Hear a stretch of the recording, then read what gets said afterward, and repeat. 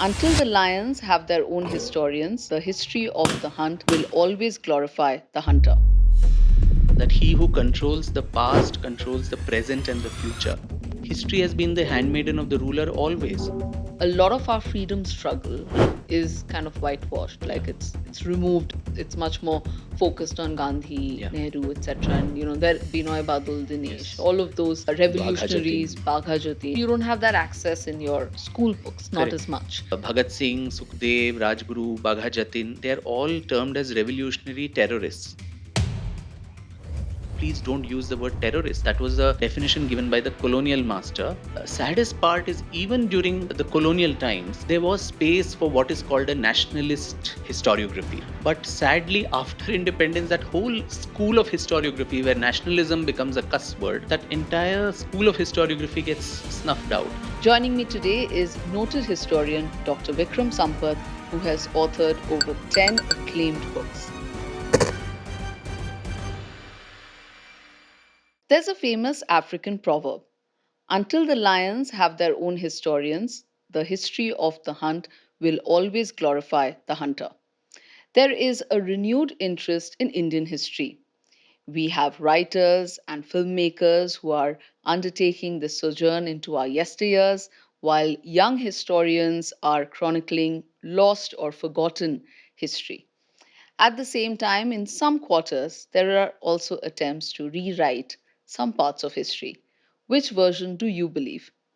Joining me today is noted historian Dr. Vikram Sampath, who has authored over 10 acclaimed books. Vikram, thank you for joining us on What India Needs podcast. It's a pleasure to have you. Thank you, Shutapa. Lovely to have a conversation with a dear friend from several years, I and good know. we meet this way. Who could tell? And we've been here in and around each other, but Never thanks to the knew. podcast, I never knew. So, you know, a lot is happening with Indian history. There's a lot of renewed interest. Books are coming out, films are being written. As a historian in contemporary times, how challenging is it to do what you do? It is a very challenging task, no doubt, but I would rather look at the opportunities that it offers. Because I think even in the literary space, there are these pockets of hyperactivity. About a decade or so back, there was a lot of renewed interest in knowing about our epics and Yeah. what is called as mythology and so on. So you had writers like Devdutt and Amish and Ashwin Sanghi and others who came up with a lot of themes around this, and that was the flavor of the season. Mm. I think now that has slowly somewhere graduated to history, where there is a renewed interest, particularly among young people whom I interact with, who would like to know. It's a Maslow's hierarchy of needs. I think Mm. once the some of the basic things are taken care of, the realization of where we come from, Yeah. what is our roots, what is our culture. I think that thirst is something that is very very palatable, which I can see all over the country. It comes with its set of challenges Yeah. because on the one hand, history has remained a very entrenched subject within academia. Yep. So there are gatekeepers there as well. At the same time, some of us who are academically trained, professionally trained to be a historian, have done a PhD in the subject, but chose to remain out of the academy and actually have more public facing public history, which Right. is something which is gaining ground even among academic scholars. And there's that perennial fights and discussions that happen: public history versus popular Yeah. history versus academic history and all of that. Don't even want to get there. But I think history is something that's so intrinsically linked to every Indian. Some Yeah. famous person had said history is too important a subject to be just left to the historian. Yeah. So everyone, you, me, every young man and woman of India has a right to know about their own past because it's their story. Right. So I think this quest, particularly with the explosion of information, with podcasts, with social media, the high, ivory towers of academia are broken, and people want information that is palatable but at the same time verified. Right. The Correct. derision of WhatsApp history, which comes often, is a real threat because disinformation can go very fast as much as good information. Correct. So there are challenges, but in the midst of this, there is, I think, a huge opportunity. And while India at least progresses economically, and so on. I think slowly the soul of a nation long suppressed finding utterance, as that famous speech went. I think that moment in the history of this country is coming now. So, as a historian, obviously, we see the kind of subjects you've written on, and we'll touch upon that in Yeah. detail a bit later. But the challenge always is that, you're approaching something as a historian. Maybe you're also doing it to educate Mm. and maybe even correct certain perceptions. But in the times that we live in, everything becomes very Yeah. political. So, is that good, bad? Does that is it advantageous to you, or is it something that you see as a bit of a roadblock? No, I think it's an inevitability of the discipline because, it was George Orwell who had said, the English author, that he who controls the past controls the present and the future. Yeah. So, politicians today or our colonial masters earlier, they understood this. So, Hmm. if you need to capture people's minds and give them a sense of self identity, self worth, and thereby control over them, history has been the handmaiden of the ruler Hmm. always, Hmm. right? From the ancient Right. medieval times, you had kings having their, hagiographers, biographers who'd extol Yeah. and write about them. The colonial project was a certain type. You had the post independence, you had the Nehruvian Marxist kind of a consensus on what Indian historiography needs to be. I think it's important for historians, for the public, for everyone to realize, I don't like to say I'm correcting something or I'm some flag bearer of anything. There are multiple versions. The Right. very fact that these are episodes of people who have come and gone centuries ago or even several decades ago, there is a layer of uncertainty that is there. There's a veil between us today and the past, Right. and the sources are fragmented, they are destroyed, or our incapacity to understand some of them, especially the Indian texts in Sanskrit or Persian and so on, Hmm. which we may not know those languages to read them. Hmm. So there is bound to be certain disconnect between what we hypothesize from the text. So always there should be multiple versions, multiple voices that should thrive in this discipline. Right. It can't be a monochromatic hegemony of one voice, which unfortunately after independence it has tended to become, particularly in the academic sphere of Indian history. And this is the saddest part is even during the colonial times, there was space for what is called a nationalist historiography. You had Right. some of the greatest historians of those times, Sir Jadunath Sarkar, R.C. Majumdar, V.K. Rajwade, Raghubir Singh, Sardesai, a whole lot of them whom even the colonial masters allowed to thrive, Right. under them. But sadly, after independence, that whole school of historiography, where nationalism becomes a cuss word, Hmm. that entire school of historiography gets snuffed out, and you have the stranglehold of what is Marxist history writing, which is perfect to be there, but I think it should coexist with other Right. opinions, and one should not delegitimize the other. It's Correct. just, I this poem that we all read in school, I always tell that is how I look at history writing: the blind men and the elephant. So five blind men who are touching the elephant and describing it as someone touches the tusk, someone touches the tail, someone touches the trunk, and so on, and that's how you describe it.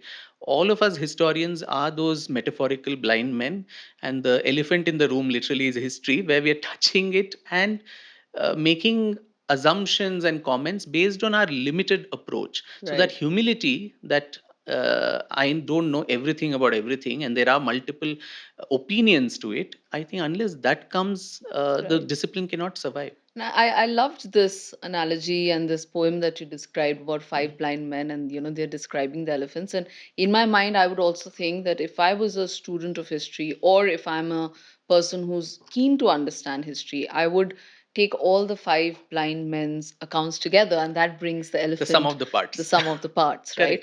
Correct. Somewhere though, you know, personally, I love biographies, Mm. right? And You've written a wonderful one. I've written one, and I received a lot of brickbats for it because, Mm. political, even Yeah. though it wasn't intended to be so. But when we look at India and we look at our biographies, whether they are films or Mm. otherwise, we eulogize Yeah. our heroes or our leaders, where they are, whether they're alive or Mm. uh, not there anymore. But even gods have feet of clay. Yeah. So somewhere in our representation, like things become controversial the moment you kind of try to show the other side of a person Humanize who's them. been the human aspect, and that is a bit unfortunate. Yeah, and it's sad and oxymoronic that in a country which has otherwise very little respect for our past, monuments can go crumbling, manuscripts can get eaten by termites, we wouldn't care, but we have made holy cows of at least some characters.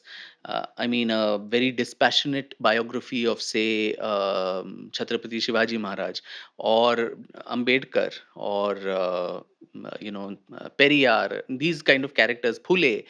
Is it even possible to write something like this today? Unless, considering the Yeah. vote bank and the political import that comes with all of it. Yeah. Maybe, yeah, in earlier when I used to write about musicians and so on, those are safe topics. No one cares Mm. whether you demonize them or eulogize them. But when it comes to politically sensitive Yeah. characters, I think their intrusion into contemporary political discourse and the brickbats, as you said, which falls on the writer, Yeah. are immense, and that's I think a landmine one traverses.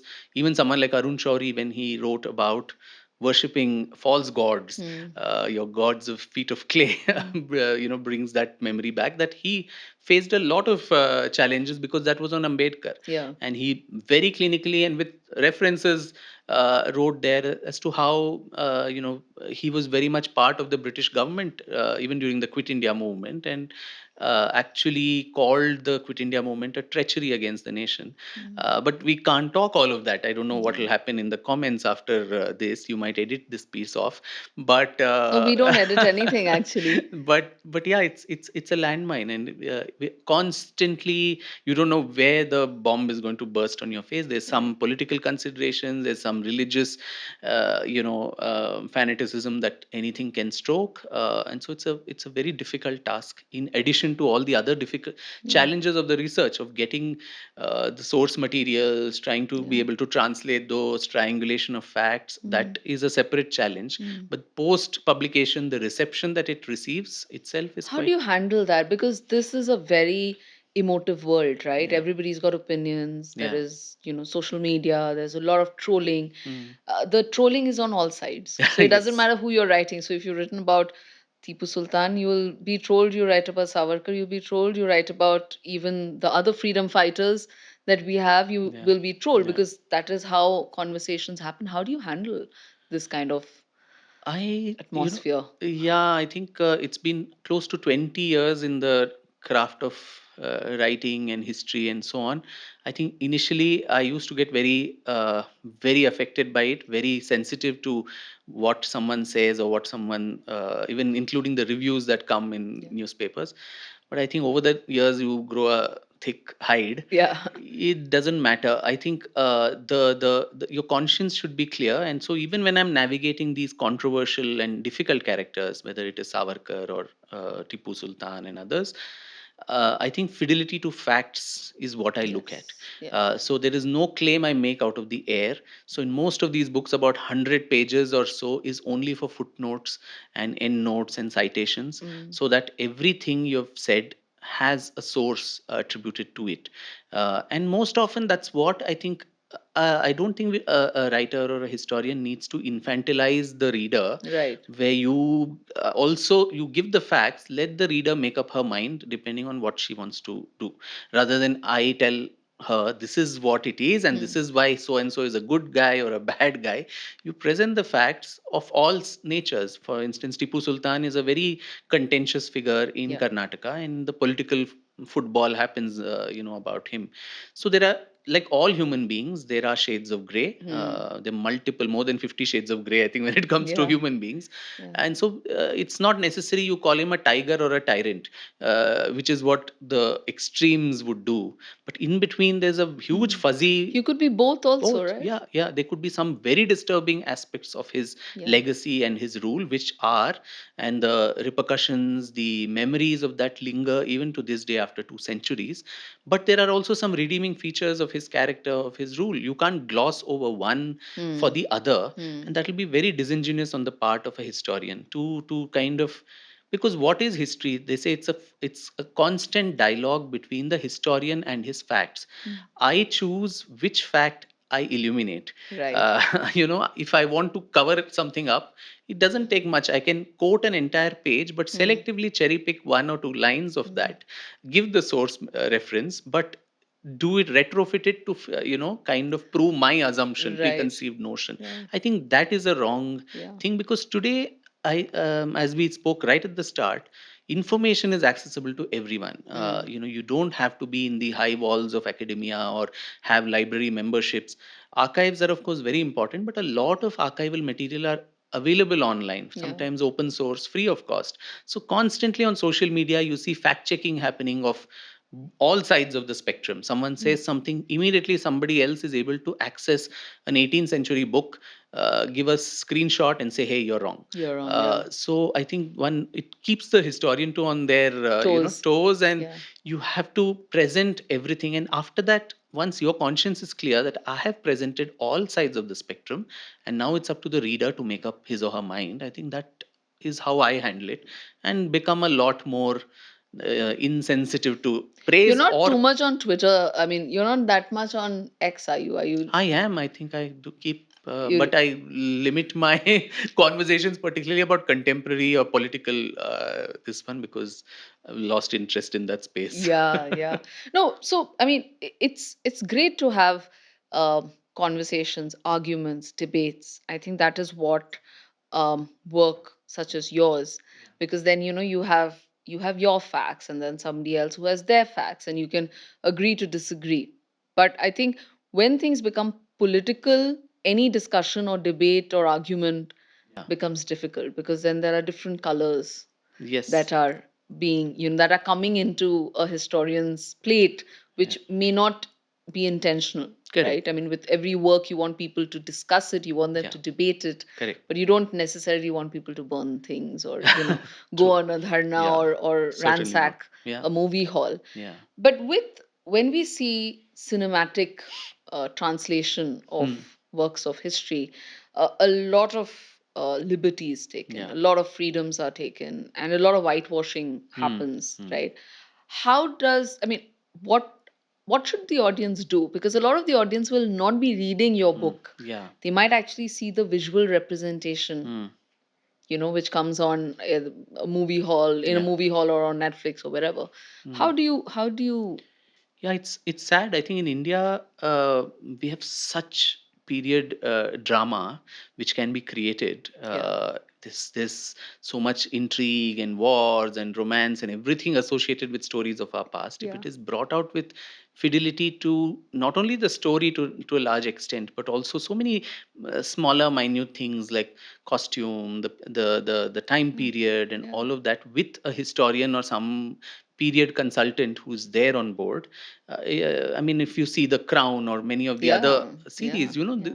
you get transported to that era. Whereas here, you know very clearly that it's a grand Bansali set, and Yeah. Padmavat's bedroom did not look like that. So Correct. Padmavati's, Yeah. inner Yeah. apartments.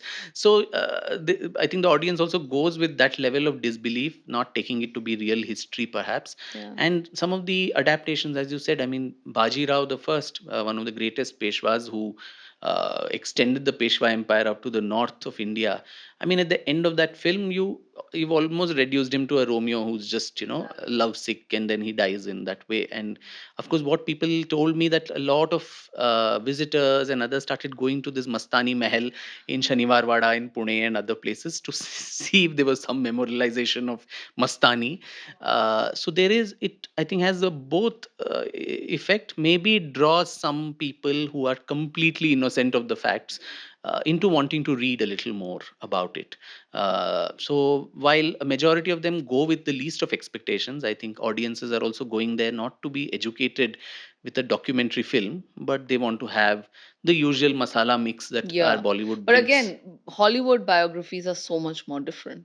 We look at people who are very well known, but they've had maybe substance abuse, or they've had problems with relationships, and yet they are great people. They've achieved greatness. In India, somehow we think that if you have to be great, you You have to can't be be anything blemishless. else. You're literally a pagan of Sanitized. virtue. Yeah, Yeah, yeah, yeah, yeah. yeah, you're a paragon of virtue or something, which is not possible. Correct. But how do you deal with it when you approach your subject? Hmm. What And you've written about several contentious figures. I'm sure there are many more coming, which is very interesting. But how do you approach each subject? Uh, Particularly when it's biographies, as a biographer yourself, I'm sure you'd empathize that a biography, I liken it usually to a love affair. You fall in love with the subject, you are fascinated by him or her, and that is the only reason why you want to invest your time, your effort, your money over several years, or Sure. to research about that person. And through you almost become like a compulsive lover, you're a stalker who every letter of that person stalk. You probably know a lot more about that person than the person knew about himself or herself, because you Mm. have a 360-degree view of that person's interactions and lifespan over the several decades of their life. And at the end of it, there may be disenchantment, the love Right. affair may break, but at sometimes it can go to its consummation. But I think the biggest precondition that is set on a biographer is, after all this investment of emotion, when it comes to committing it to print, metaphorically, you have to distance yourself. If Mm. it There is a thin line between hagiography and biographical writing. So looking at them with warts and all, as they say, Yeah. with all the faults, I think that is important, because as you rightly said earlier, we don't want a eulogy written. You're Yeah. not a court historian of anybody Mm. to actually just talk about the good things. There are multiple shades of that person. And so if it is people, including Savarkar, when I approached his family, with request for help in the research, I told them that, look, I am not going to be it's not a commissioned biography where Mm. I have taken it upon myself to sanitize everything that your grandfather did, Mm. to make it palatable to today's India. If there were elements in the research which show him up in a poor light, I'm going to write it as it Mm. is. And they were surprisingly quite open to the idea. So even there, I mean, his failings, his what he could have done better, only with the luxury of a retrospective vision that we as historians have. Yeah. Being in the situation today, we can give a lot of advice. Nehru should have done that, Patel Yeah. should have done this, Yeah. Jinnah should not have done this. But those were times, and we are just not sitting here to judge, we're just sitting here to narrate what happened in a way that people can relate to. Right. So Savarkar, of course, that is now, again, Political hot potato. very, very. It's always been. But I think your book highlighted several aspects which were not known. And as you mentioned, you also did talk about his feelings as Yeah. a human being. I think the highlight of everything are those letters the appeals that he No. wrote, Yeah. right? So what did you find when you dug deep into it and It was something so innocuous. I mean, there were so many others, particularly in the kind of inhuman conditions that I've political been to prisoners. Kalapani. I mean, even now Yeah, it it's feels horrendous to. disturbing. Yeah. Yeah. Yeah. And to be put there for years and years, and he had got 50 years of imprisonment. A young man, just get into the psyche of that person, a young man of 27 who already has a wife, who'd gone to become a lawyer in London. Yeah. He is caught here, and for 50 years, that means he would come out by the time he's probably 77, if he was alive. And over periodic intervals of time, the British government was giving all the political prisoners opportunities to write petitions. Even to this day, you get a Yeah. amnesty, like a bail or an amnesty, where you ask, there's an occasion, pardon is given to many people. Right. So when the capital shifted from Calcutta to Delhi, or after the Emperor George's Darbar, the emperor is coming from London to India. So as a great grand goodwill gesture, the government announces that several of the political prisoners will be maaf kar denge hum log Yeah. ko. So for that, how do the government know? You need to write a application. To this Right. day, if you want a birth certificate, you have to put an Right. application. So similarly, these people were putting applications. It was not something that he particularly did it uniquely. There were so many others. There was Sachindranath Sanyal, the famous revolutionary. There Right. was Ulaskar Dutt. There was Barin Ghosh, Aurobindo Ghosh's younger brother. So many of them, and later on also, whether it was Ram Prasad Bismil, Ashfaqullah Khan, all these people who are in the Kakori case, they all also wrote petitions.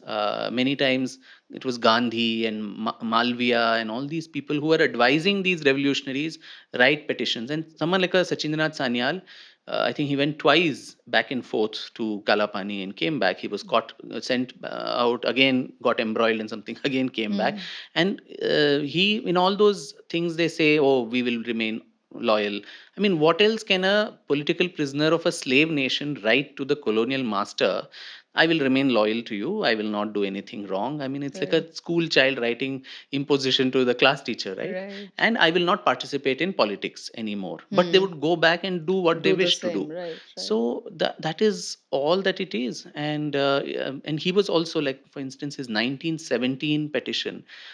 He very clearly says that if my release constitutes, an obstacle in the release of all the other prisoners who are at Kalapani, then you delete my name and release the others, and that would give me as much happiness as my own release would do. Hmm. And most of those people, they were young men, in their late teens, early Yeah. 20s, did not even know English. They came largely from Bengal, few from Lots. Maharashtra, Yeah. later on from Punjab, couldn't understand English law. Whereas here you had a man who had come from London, educated in the law, could speak to the colonial master in the language that they understood. So they would all rally around him. He would be called Bada Babu, and Hmm. he would write petitions on all their behalf. It is very clear in all this. It's not a personal favor they're asking. They Right. said, release all of us. We've been struggling for so long. Yeah. And please clarify what our position is. Are we a political prisoner, or are we a common convict? Because Hmm. in Kalapani, the worst of criminals, who are murderers and rapists and all kinds of people, dacoits, were also put along with the Right. freedom fighters. So he, as a lawyer, clinically tries to distinguish, saying political prisoners across the world are given some amount of dignity, Yeah. which is, do you consider yourself a dignified government where we are treated worse than the common criminals? Hmm. So all these nuanced discussions were happening, and obviously.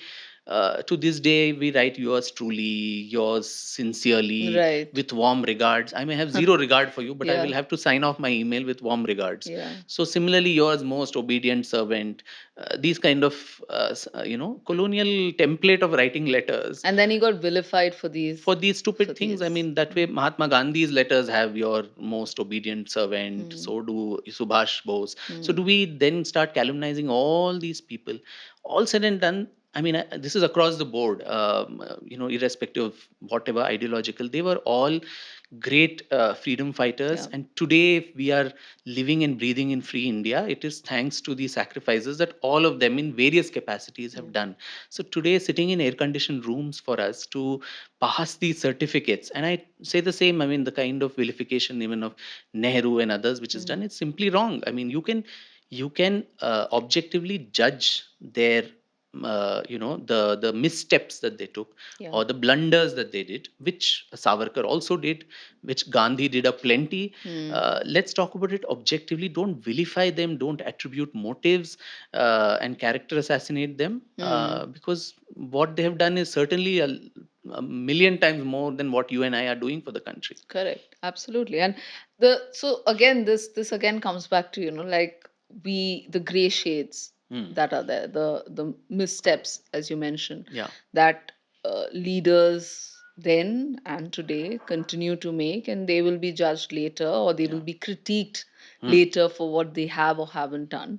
Yeah. And somewhere, I think, in all your other discussions, this is something that you've also said about how a lot of our freedom struggle Hmm. is kind of whitewashed. Yeah. Like, it's removed. It's much more focused on Gandhi, Yeah. Nehru, etc. And there, and I come from Bengal, so obviously, for us, Binoy Badul, Dinesh, Yes. all of those Bagha revolutionaries, Jatin. Bagha Jatin. I mean, these are the people who we've grown up, because Yeah. again, we're from the states, so we kind of Yes. did have that, but you don't have that access Hmm. in your school books, not Correct. as much. Yeah. So tell us a bit about this aspect of why do you think it was whitewashed? Yeah, see, I mean, it's as late as 2015. I think there were members of Bhagat Singh's family who wrote to the then HRD minister Smriti Irani saying, I think in the Delhi University or one of those textbooks written by Mridula Mukherjee and others, Bhagat Singh, Sukhdev, Rajguru, Bagha Jatin, they are all termed as revolutionary terrorists. And this Wow. family of Bhagat Singh had written as a protest saying, please don't use the word terrorist. That was the definition given by the colonial master. And today, in today's context, when we're looking at what is happening in Kashmir and other places, what does a young boy or girl who reads that Bhagat Singh was a terrorist actually conjure in his mind? Yeah. So I think the narrative has been a very, very simplistic, linear, monochromatic film kind of a thing where screen by screen we had the non cooperation movement, then 10 years later you had the Dundee march and the civil disobedience, and then quit India, and then quit India was launched in 1942. It was crushed in all of 3 months, but it was so powerful that after 5 years it suddenly bore fruit and we got independence. So I mean, I'm not disparaging Gandhi's contribution ever. He created that mass movement and created the sense of nationalism and a quest for freedom in the minds of Indians, which was never that rampant till then. But throughout, right, before 1857, of course, you had all the tribal revolts, you had the Birsa Munda, you had the Palegar revolt in South India, the Sannyasi rebellion in Bengal, which drew into Anand Math and what Bankim wrote later. But all through, I mean, from 1857, the first organized revolutionary movement, till 1946, which was the naval mutiny in Bombay, you had an unending trail of revolutionary struggle, armed rebellion also. It started post 1857 largely in Maharashtra with people like Vasudev Balwant Phadke and the Chafekar brothers, and then of course Savarkar brothers, the Abhinav Bharat. Parallelly in Bengal, you had Aurobindo, you had the Anushilan Samiti, the Prafulla Kumar Chaki, Khudiram Bose, all these people, they're interacting with each other constantly at a time when the communication systems were not so easy. You have a WhatsApp group and then, interact with each other across provinces. And later on in the second decade of the 20th century, you have a cross continental quest for freedom with the Gadar movement, which was from Punjab, the Sikhs and the farmers and others. Lala Hardayal, who starts this, sitting in Canada and San Francisco, Europe, Southeast Asia, all of them coming with this fundamental, principle, which 1857 model, that is, let us instigate a rebellion in the British Indian Army, and that is the only way to ensure that the sun sets on the empire, because the army was composed majority of Indians. There were a handful of Europeans who were controlling millions of us. So if even a small percentage of this army of Indians is seduced to patriotism and they make a move over and have a rebellion, which is what 1857 did, then India can win freedom. And that template is repeated time and time and time again in the efforts, in whether it is the Gadar, whether it is HRA, HSRA, and finally finds culmination in what Rash Bihari Bose and Netaji Subhash Chandra Bose managed successfully with the INA. So this parallel story, it is not a footnote to be put. Acha, there were some, hot-blooded young men. They were very brave. They took a bomb and threw it on somebody, and then they smilingly went to the gallows and allowed the noose to hang them. That is one part of it. But what was the strategy that was employed? It failed. It failed miserably because communication systems, the colonial government, its surveillance was obviously better than ours. But that story needs to be told to Indians and pit it simultaneously. So, as a mass movement of non-violence was going on, there were embers which were, bursting all the time, and every time the British gave in and gave reforms, whether it was initially the Morley-Minto, then the Montagu-Chelmsford reforms, the Government of India Act, all of it was preceded by some bloody, revolutionary movements. So laton ke bhoot baaton se nahi mante. So while these were also important, I think the very fact that 3 weeks after the naval mutiny in Bombay, the cabinet mission plan was sent to India to hurriedly, come out of the wreckage that they Hmm. called India was in, is testimony to the fact that the British always feared a repeat of 1857 and the carnage that happened in Kanpur Chhavni, Right. in Meerut, and everywhere else. And the Congress was also started as what they called a safety valve to ensure that this explosion doesn't happen. And when they were seeing that this is going beyond their control, that is when they exited.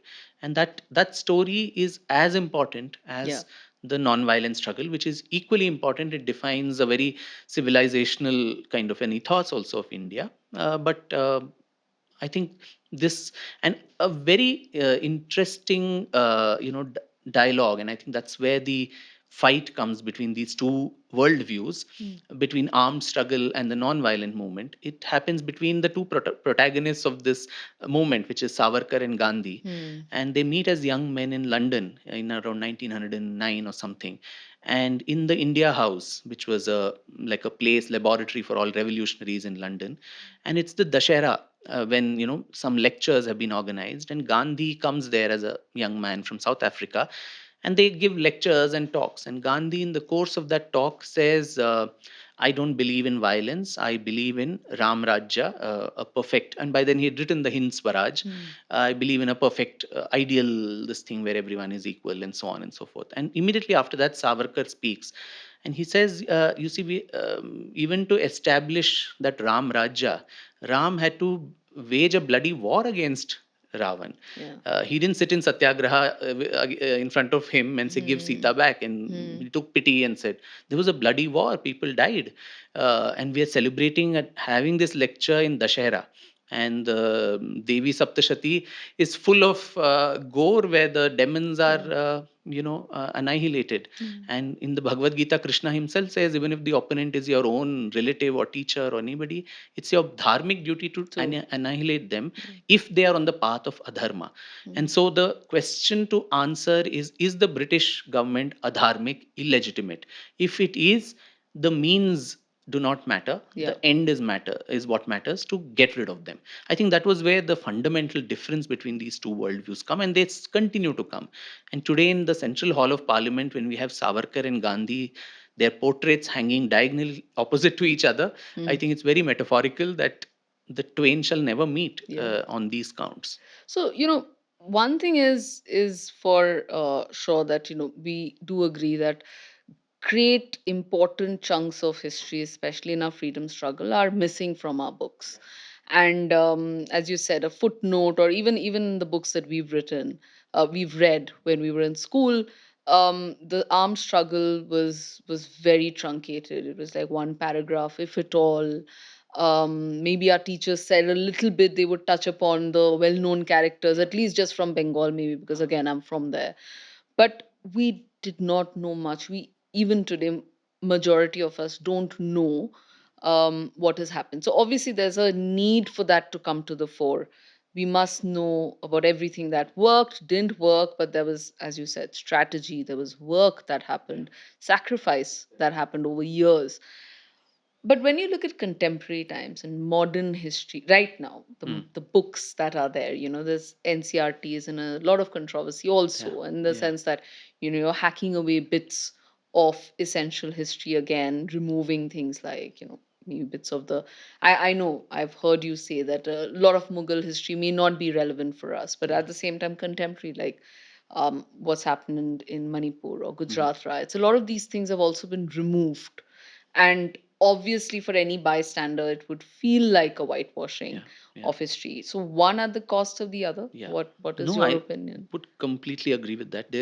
I think it's a bounden duty of the function of education is to equip the child with critical thinking on all aspects. So even here in Karnataka, when I think the BJP was in power, and there was all this clamor that let's remove Hyder Ali and Tipu Sultan from the history textbooks here, Hmm. I was one of the biggest opponents to that, saying you can't wish away your past. Yeah. I mean, you can rationalize it, you can make it inclusive. It is no, as you rightly said, it's no, controversy there that India is not as fairly represented in our history books in schools as it needs to be. We are told, we are given a very defeatist kind of a narrative of ours, that we've been only been subjugated over the centuries by invaders who kept coming, Yeah. and we kept covering in front of them. But we are the only pre-Bronze Age era civilization which is still surviving, while all the empires of the past have gone under the dust. Yeah. So that aspect also, I'm not talking here of jingoism, that Mera Hmm. Bharat Mahan and everything what Hmm. our past is brilliant and so on. There were mistakes, which is why we became slaves. But Hmm. there were also things about our past, what our ancestors did, which we need to be very proud of. Yeah. It could be physical prowess that was shown, this spirit of resistance, this never say die, our faith systems, our languages, our cuisine, our costumes, our Yeah. culture. If it is still surviving so many thousands of years of onslaughts, there must be some merit somewhere to the spirit of never say die. That, and also our unique worldview, what was our role in knowledge production over the 5,000, 8,000 years, our contributions to various fields, whether it is science and mathematics and medicine and metallurgy, astronomy, Ayurveda, yoga, the mind body, holistic kind of view to life. All of that also needs to come in a way to the child. At the same time, also talk about the mistakes you have done of the past and the present, because mind you, history is not just a space for jingoism, but also a space to not only give advice, so that these mistakes of the past don't repeat. As I Yeah. said, history repeats itself only because you were not listening to it the first time. Yeah. So Or you didn't let's read about it. It wasn't in your book. we didn't read. So Yeah. that space it offers. The other Yeah. space that it offers is also a place to heal. Yeah. Obviously, in such a stormy, long narrative of ours, where right from should we talk about the Macedonians and Alexander downwards to the East India Company, we've had several invasions, particularly the 800 900 years of Islamic conquest, which not you I but a American historian like Will Durant calls as the bloodiest story of human history. There has been pillage, there's been genocide, there's Yeah. been destruction, sex slavery of women, lots of such things. So history also offers a space for you to heal. Yeah. Like what happens, you talk about the Holocaust. You have a Holocaust museum everywhere when Yeah. we go abroad. That is not eulogizing the Holocaust and wishing that it happens again, but it is a memorial to say that this happened, and we will ensure as a race that this never happens again to us. So whitewashing there, or Hmm. saying such things never happened because Hmm. you're bothered about contemporary political Politics. Yeah. considerations. So whether it is riots of this kind or that kind, all of this needs to find space, whether Space. it's in the Yeah. past or the contemporary. Because yeah, these riots that you speak about is in our present memory. It may be history today, but we all, as children, lived through those Yeah. riots, whether it is 84 or 2002.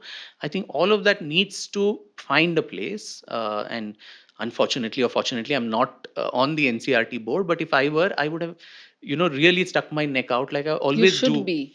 I was Uh, going to say that, young, dynamic young, people. okay, thanks.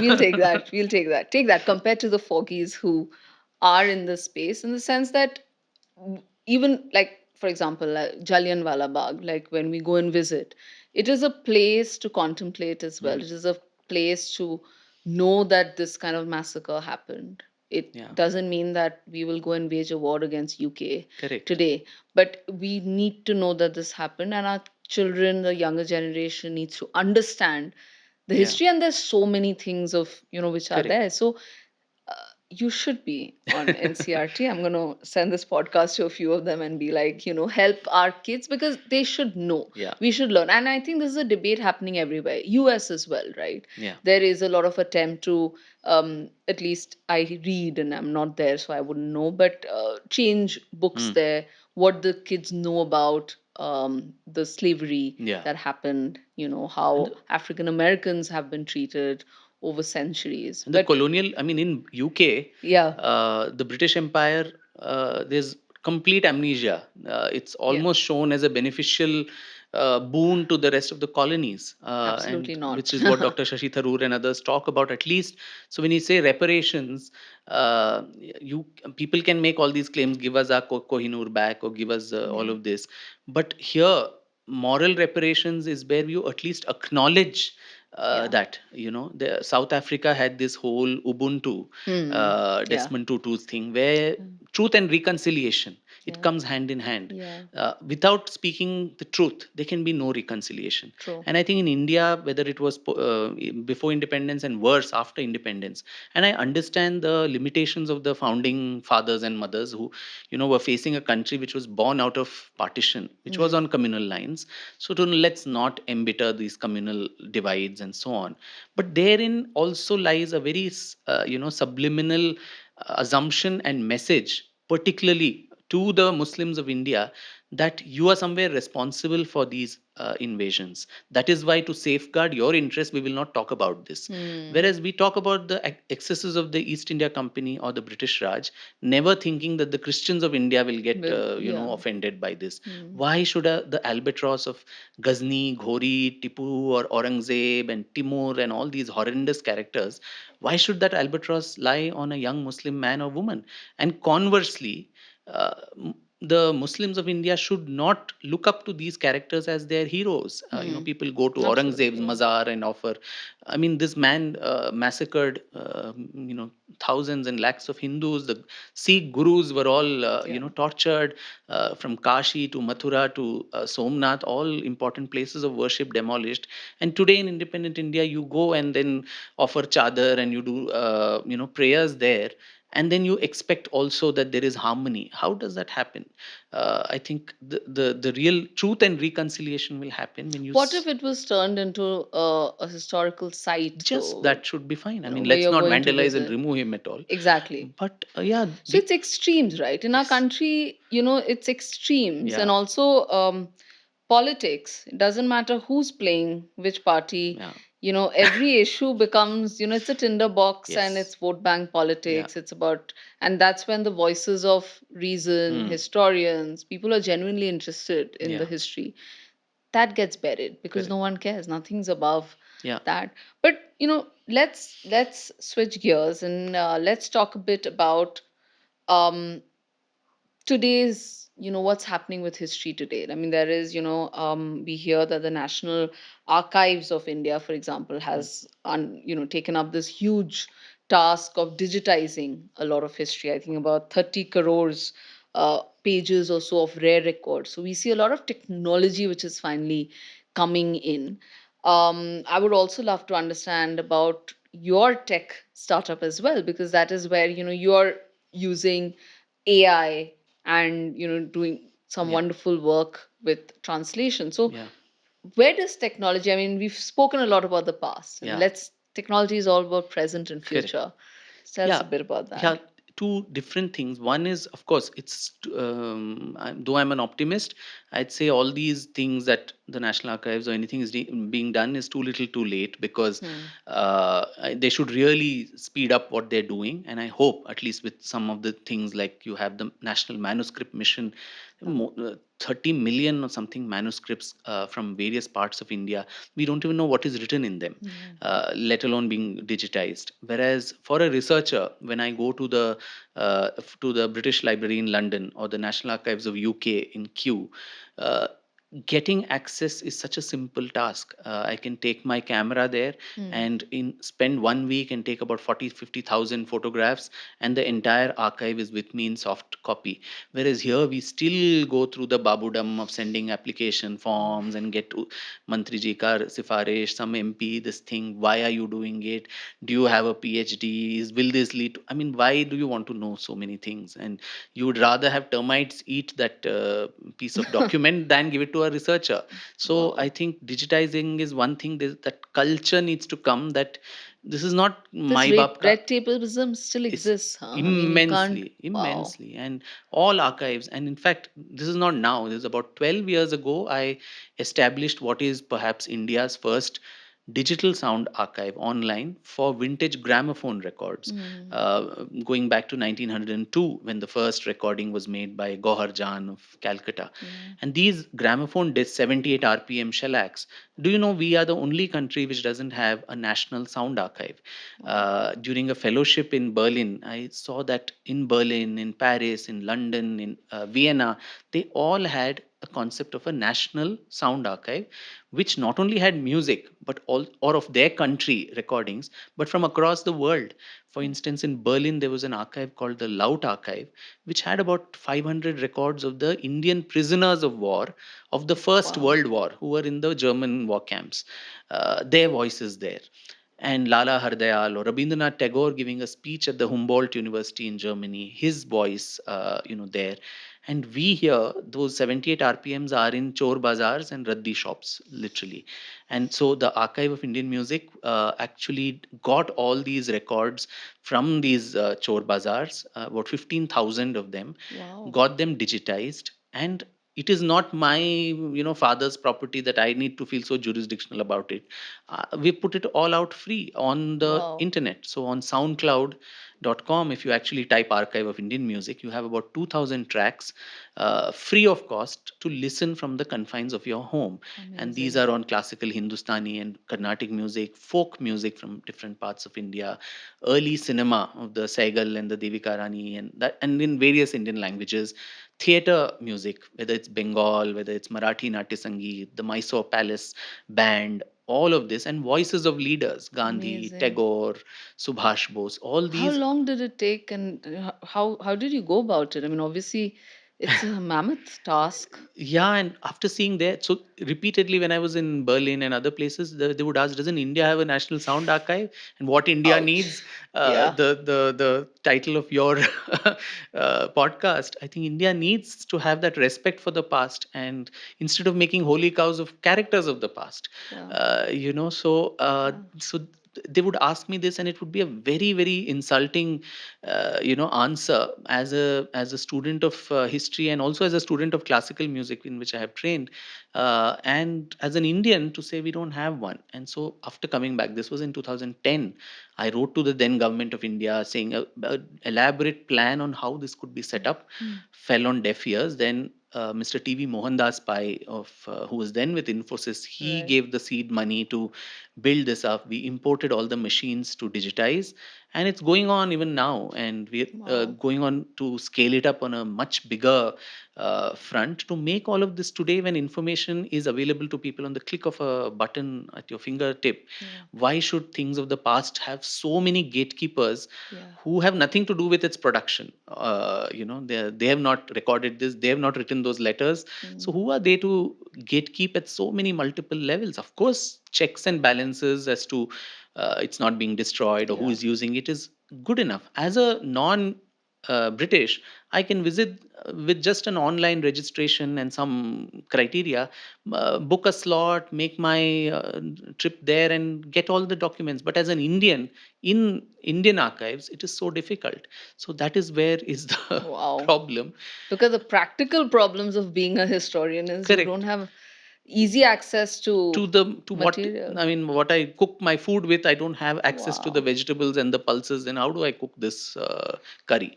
So that is one problem. So Mm. apart from that, of course, now about it's been 1.5 years to just create new scholarship in Indian history, which is non-political, which doesn't pander to left, right, and all these things, but only to the truth. And as the archive speaks to us. Mm.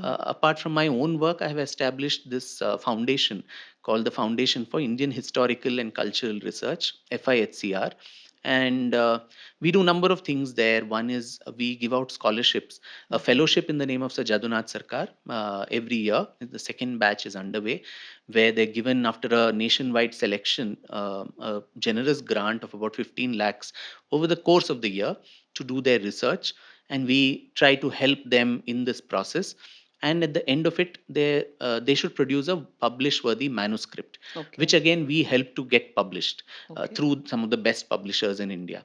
So more and more books coming from Did you there. help? Do you help choose the subject, or they have the they liberty they to choose what they they want to? they apply with a proposal, Okay. a writing sample, prior expertise in some amount you don't have to have a history degree or anything. You can be anybody who has a penchant for writing, for research, and after a rigorous process of Wow. selection, we take them on. Then we also undertake research projects in academic universities. We're doing one first one with Nalanda University on Okay. the history of Buddhism in India. And most of these historical topics, you are relying on translated works because we cannot access the original primary sources in their Right. original language. So most of these projects have multidisciplinary teams where a historian works with an archaeologist, a geologist, sometimes even a geneticist or a molecular biologist, and Wow. scholars of Sanskrit, Pali, Prakrit, Persian, Arabic to access the primary resources in their original and then draw conclusions. So that is also happening as part of FIHCR. And a third vertical there, which is very important, called Yuva, Hmm. which is to take all of this to children and young adults, because all this research can be done, it can gather dust Dust. on Oh, library yeah. shelves Hmm. if children don't access it. Right. So Yuva is to make children access this in a language they understand, not being preachy and so on, Okay. but using VR, virtual reality, and other things to make it interesting for them. And this initiative has been largely, I mean, it's supported by Bhavesh Agarwal and the Ola Foundation, Okay. Raj Lakshmi Agarwal and Devesh Verma. And so the amount of support we've got to build a team and to actually make it a very functional organization. It's a non-profit organization, and FIHCR.org, I think people can, or is it com? I don't know.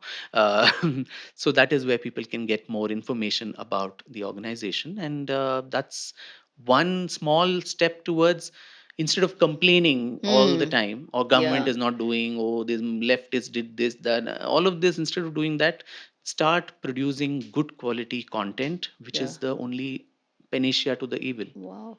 And we many times, we are dependent on government for everything, but end of the day, it has to be private society, Exactly.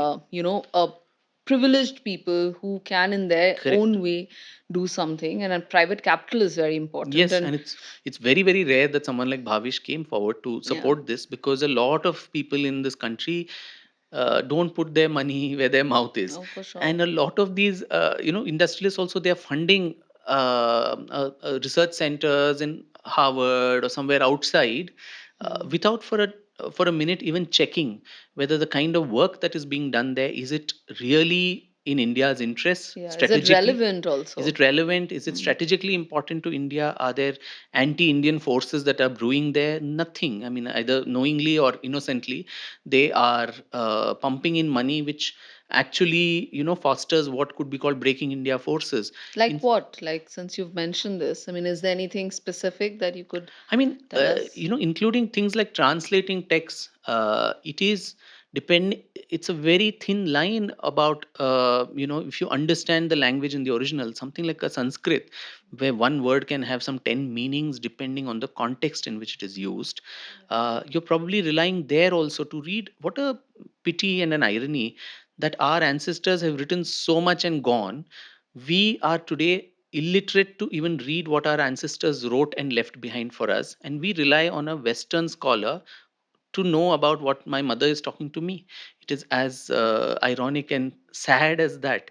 And that person may not have the best of intentions. It could be ignorance or malefic intentions to ensure that the language is distorted. Hmm. Divisions of among Indians, whether it is on religious or caste or different lines that are drawn through such literature that is then created, Right. it has a long term impact on, and that feeds into academia. And Yeah. so these are the kind of works that get patronage, which you need to have some check as to where your money is going into. Hmm. And so amidst all of that, I think people like Mr. Pai or Bhavesh and others are at least a few beacons of hope, that Right. you are investing in Indian think tanks, Indian research, which does it from a very Indian point of view. I think Right. India is standing at that cusp where we're looking at things with self confidence, that we Hmm. don't want someone else to dictate to you. We've gone past the teenage age, maybe, where we are Yeah. standing up to everyone saying, I'll make my decisions based on my choices Hmm. and what I know. So that process needs to be fostered. Yeah. And sadly, vitamin M is most important for Yeah, all of for sure. this. And philanthropy somehow, I mean, plays a very big role in this. And I think this is an area which Indians do struggle with, which is philanthropy. And I keep saying that organized backing, support of worthy causes, think tanks, research, R&D. That's very important. Um, you're Yes. also working, I mean, as a almost a startup, if I may Yeah. call it, called NAAV, Yes. which is working with AI, in the translation space. So tell us a bit about that. Yeah. How did you come up with it? Yeah, so NAV AI, NAV literally standing for boat in Hindi. So just as a boat goes from one shore to the other, this is a platform that takes you from one language to the other using AI as an enabling feature. And so this came up also very organically because it was a problem that I and several other fellow authors faced, that the books we wrote, Hmm. uh, it took inordinately long time, 2 3 years, for it to come even into Hindi. Hmm. We think and write Macaulay Putras and Putris in English. So Hmm. but then 5% or 6% of India consumes content in English, and that is our bubble, our echo chamber in which we live, and we Yeah. think we are moving and shaking the country, whereas actually the soul of India lives in Hmm. the Bharatiya bhashas. Yeah. But to get our work out into even Hindi or any other language, Kannada, my first book on the Mysore history, which came out in 2008. I live in Bangalore. Until now, that book has not made it into Kannada. It's been so many years. So this was a problem we were facing, and I shared it with a very dear friend of mine who comes from the technology background, called Sandeep Singh, and said, "Is there a technology solution to this? I don't Hmm. understand it, but this is a real problem we are facing." And that's how very organically this came up. We're only about 10 months, 11 months old. Okay. We registered it as a company. We got, and it's a for profit venture. And the idea was to make long form content easily and at scale and with Right. accuracy, to translate it from English to Indian languages, and also in between Indian languages, Okay. and also Indian languages and English to foreign languages. So what all India is talking, writing, thinking, it needs to travel outside too. Right. So that's how Sandeep and I, envisioned this company, and we got some early help again, initially from Bhavesh and then from Asha Jadeja Motwani, Silicon Valley philanthropist Hmm. and angel investor, and that's how we started off. And we've built two products. One is called Translit, which Okay. literally means translation of literature, Hmm.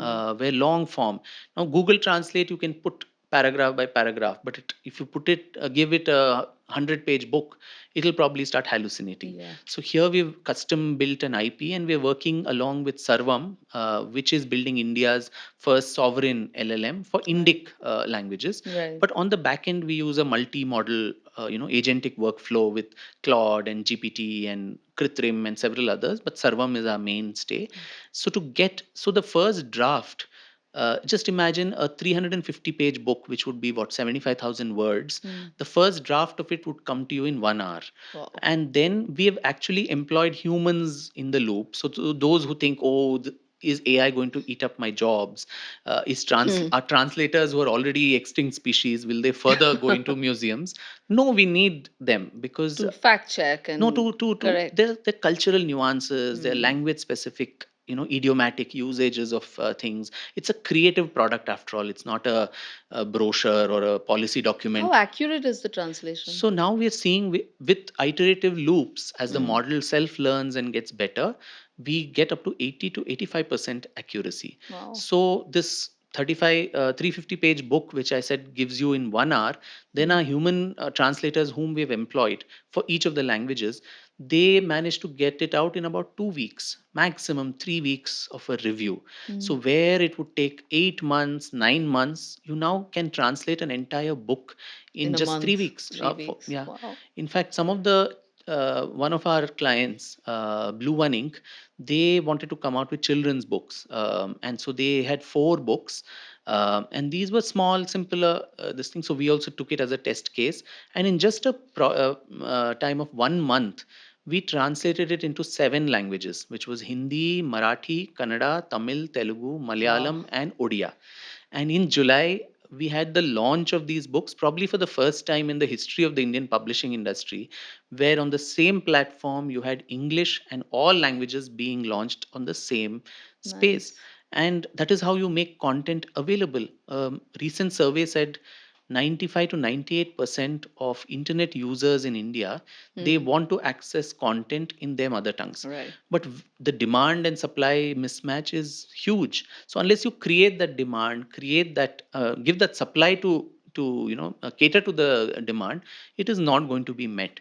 So textual translation is one. The Hmm. other way doing a product which we're currently developing is called Zunav, playing on the word Sunao, which is Okay. for audio content, non-music audio content, which would be audiobooks, podcasts like ours, which we could clone your voice, my voice, to actually have us talk in Malayalam or French or German or whatever. Wow. And put it up on Spotify for people to listen. And in cities like ours, where people are stuck in traffic jams, I think long form podcasts are becoming so popular Yeah. because people have the patience. They have the time stuck in a jam, not knowing what else to do. They listen to something, or they're fed up of the noisy news debates. They Yeah. want good conversations. So why can't this be made accessible to a villager in Bihar or Assam in the language? Why is it that only 5% of us who know this language we are speaking in Wow. only have access to what we are talking? And can't technology enable that? And that's what we are trying to do through this. And also, we are working with several spiritual leaders. We've started conversations, including one with the Satya Sai Gram in near Bangalore, and it's the Okay. 100th year of Puttaparthi Sai Baba's Hmm. birth anniversary. And all of them give these discourses, right? It's about Indian spirituality, the Hmm. best of our scriptures, and all of this. But that is also so limited to maybe they know one or two languages. What about people outside India? If a Yeah. German or a French or a Russian, Japanese person wants to know about the Upanishads or the Gita in their language, in the voice of their guru, Yeah. why not do it? We can clone the voice. You can add features to an Amazing. audiobook, like making it a very immersive experience for the So user. is this all like can consumers like us also access it, or are these B2B Right, mostly? right now we're doing it as a B2B service, but individuals also write to us at navai.com, and if they have individual things like a project or a private Right. player, we're more than happy to help content travel across vocabularies. Right. That's amazing. I think more people should start looking up now and backing it also, because again, as we said, I think the reach for something like this, it's global, right? I mean, a lot of people would want to know about Indian texts and Yeah, podcasts and videos, maybe, correct. and vice versa as well, Yeah. because we'd also want to know. And this need not be restricted to a very what do I say, it's not an NGO type of a thing which Right. FIHCR is, oh, we are Yeah. preserving the past. No, This it's is for giving, profit. no, it's also giving our languages the life force that it is needed. Yeah. And today in India we sit and fight on languages, and we're sitting in Bangalore where every day the board should not be in non Kannada boards, this that, and then in Bombay there is a fight, Mumbai there is a fight on Marathi, Tamil Nadu has some issue. Hmm. All of us, what we do, Indian government would make everything a classical language and give it crores of rupees. But unless you create content in that language, unless you make it cool, so to say, Hmm. to access that, how will this language survive by giving 1 lakh crore to something like this, or creating a Hmm. board or one building somewhere? I think people have to think about it. Like even the NEP talks about teaching in the Indian languages, which is a great thing. But where is the vocabulary? Right. Right? Where is that being created? And we are now working also with academic publishers. They say we don't have textbooks. So a biology in Hindi or Gujarati or Marathi for 12th standard, sometimes it is not there. And what do you call a mitochondria or a, thermodynamics and all these words, Wow. What do you call trigonometry? it in? I have no clue. In Bengali or in Kannada, I have no idea. No So idea. Yeah. unless, so these, it's nice to make grand schemes. It's great to be populist. It's great to create controversy on social media. Oh, I mean, I see uh, the Kannada debates, all of this that happens. I understand where it's coming from. That there is a genuine, legitimate fear that That we in lose our lose our language. languages. Right. But what is the solution for that? And when technology is there at your doorstep to Hmm. help you, and in a place like Bangalore, which is the tech capital of the country, I don't think our energies and money, importantly, should be diverted to finding those solutions rather than breaking things and going on rampages and so Yeah. on, where that is raw violence with no impact that Yeah. creates anywhere. Yeah. Yeah. So yeah. And we've already lost a lot of our languages. Some of the, especially the tribal Yes. languages, or in the northeast, at least I hear that we've lost a lot of our Yeah. languages. Even what we're speaking in now, our mother tongues, Yeah. right? Bengali for me, Kannada for you. One day it might also be lost because Correct. No, younger generation doesn't really. yeah, there's an interesting, that's what a pyramid of imperialism of languages. Hindi feels English is subsuming it. Now, Hmm. Kannada, Tamil, Marathi, all of them feel Hindi is subsuming them. Now, you Hmm. go one layer down. Yeah. Kannada, particularly in Karnataka, you have the non-script languages, whether it is Konkani and Tulu and Byari and all Hmm. these dialects. Hmm. They all feel Kannada is the imperialist. Yeah. So there is a hierarchy of language capturing one over the other. Hmm. And today, yeah, even these dialects and others, where the AI models have not come, especially the TTS, the text to speech models, we still rely on 11 labs or some of those others in India to capture accents, regional accents.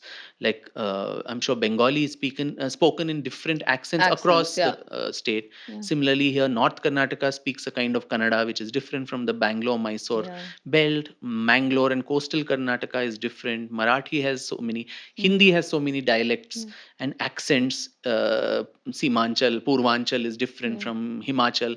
So all of these things, the diversity of this country, that we have 22 official languages and we have such a huge burgeoning population, Hmm. and there is a demand for it, is in itself a great business case. Yeah. And but it is very sad that, be it the government, be it private players, be it angel investors and VCs, or even the regional language publishers, they're not really able to see this opportunity of a huge untapped market. Someone needs to take the risk.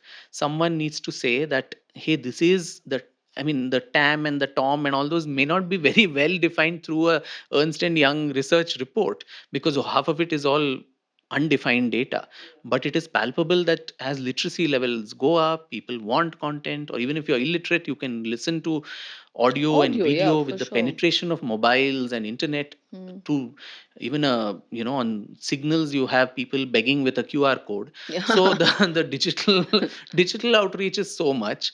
So in such a thing, these should become enablers for our languages, Hmm. and to take the Indian voices abroad, and let us also learn what a German or a French or a Russian writer thinkers are thinking in Yeah. our own language. Yeah. So I And think, make it accessible, make make it those ideas correct, accessible to correct. everyone.